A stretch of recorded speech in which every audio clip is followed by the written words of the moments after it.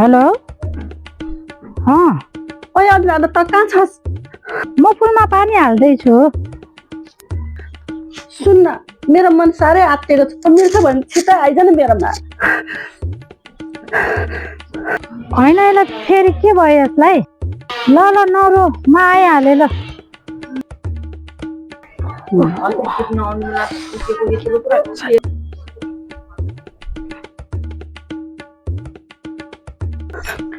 होइन, यो त अझै रुइराखेको रहेछ। के भयो फेरि तँलाई? होइन, के भयो भनेको स्मृति? बोल न बोल। अन्जना, म ठुलो दुविधामा परेँ। दुविधा? कस्तो दुविधा भयो? हुन त मनै गलत थियो होला। म कसैको मायामा फसेँ अन्जना। तर त्यो मान्छेले अहिले मलाई वास्ता नै गर्दैन। होइन, के भन्छ यो? तेरो त श्रीमान छ, बच्चा छ। घरमा सानोतिनो कलहले गर्दाखेरि हामी फेसबुकको माध्यमबाट चिन्जान भयो। बिस्तारै हामीले एकलाई अर्कालाई मन पराउन थाल्यौँ।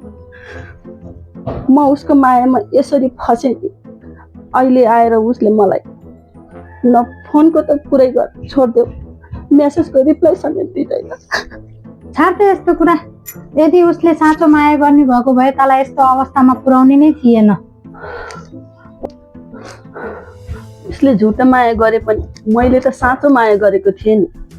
मैले उसैमा सारा संसार देख्न थालिसकेको थिएँ। छोड्दे, त्यसको फोन नम्बर पनि डिलिट गरिदे र त्यसको फेसबुकबाट पनि आइडी साइडी सबै डिलिट गरिदे। अनि हेर, तेरो मन कति आनन्द हुन्छ।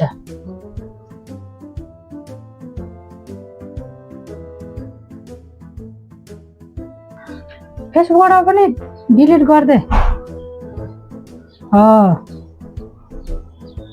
कस्तो मनै आनन्द भयो। धन्न तँसँग कुरा गरेको थिएँ र। थ्याङ्क यू यार। ल, त्यसो भए अब मलाई खाजा खुवाउन लैजा। आफूलाई यहाँ कत्रो तनाव छ त खाजाकै तन्दा छैन। मसँग पैसा छैन। साँच्चै पैसा छैन त? रहेछ त पैसा। ए ल, त रुँदैका, म चाहिँ खाजा खाएर आउँछु।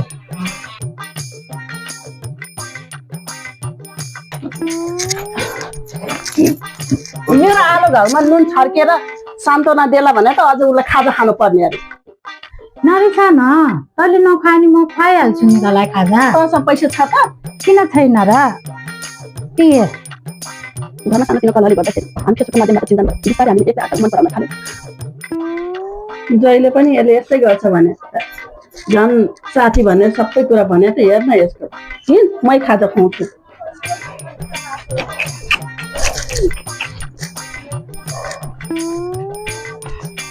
ल खाजा।